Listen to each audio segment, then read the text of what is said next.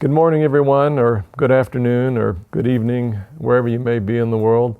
It's my pleasure to take just a few minutes and to share with you a little bit of the happenings at doTERRA and maybe some of the things that'll be forthcoming here in the next several weeks as we deal with this global crisis.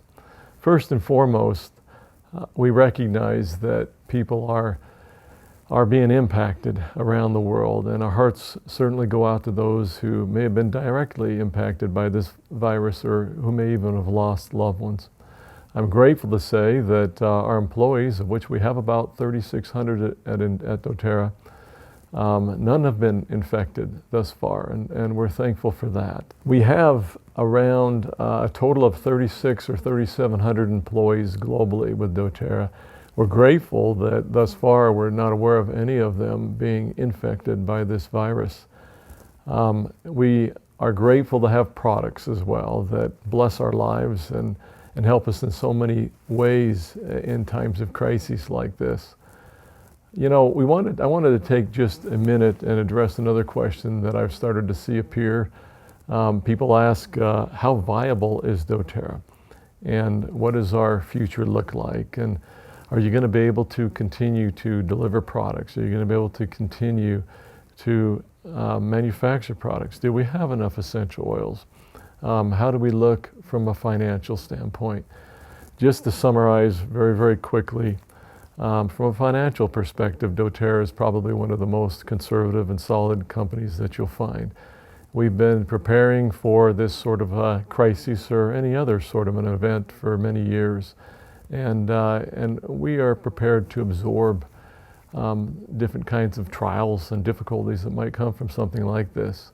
I'll add, though, that I feel very fortunate that because of the industry we're in, because of the products that we have, perhaps doTERRA has not been negatively impacted by this global event in any way from a financial standpoint.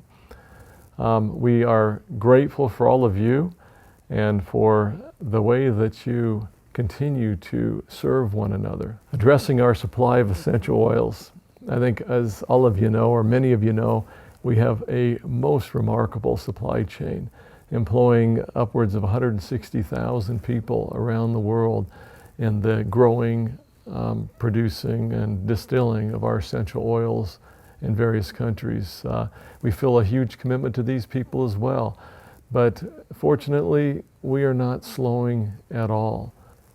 We have a significant supply of essential oils that we've been building over the years.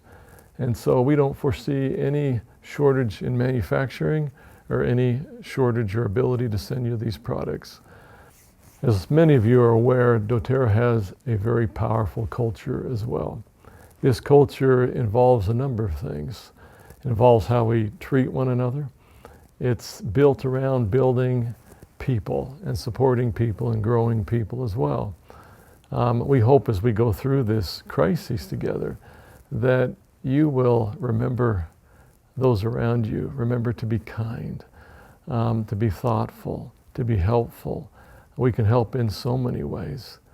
We hope that you won't succumb to some of the fears that seem to be gripping many.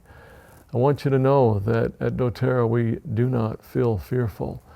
We feel very confident about the future. We're actually growing, and we expect to continue to grow in a significant way this year and in the years to come. One of the things we did immediately when we were faced with this crisis was to develop some teams. These teams have been operating in a fantastic manner. Corey Lindley oversees one of these teams that involves people from all different parts of the company, and they work to react and to pivot very quickly to changes that happen on a daily and sometimes even an hourly basis. So thankful for how well they've been able to do. Also, Emily Wright and many of our marketing people also are moving ahead and trying to produce as quickly as possible some fantastic online education. This is something you'll continue to see more and more of coming out. We've had to cancel almost all of our events around the world.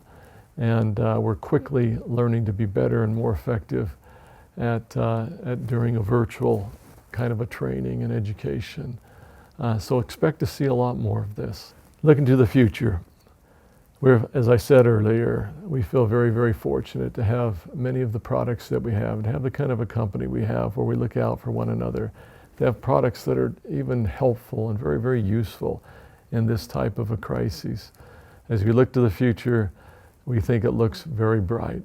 Looking at our Chinese offices and market alone, we've watched them go from a complete quarantine situation to today being back at work and really business as usual in their operations. And we think that much of the world will follow this as well. We encourage everyone to follow the guidance from your local governments and to seek to practice that social separation and to be responsible and to help bring this virus under control as quickly as we possibly can. We look forward to seeing all of you again and being able to come out to where you are to visit you in your countries and in events around the world. We're so disappointed to have had to cancel so many of these, but we know that you understand, and again are grateful for you, for your faith, and for your sense of service in these difficult times. So thank you, and be careful.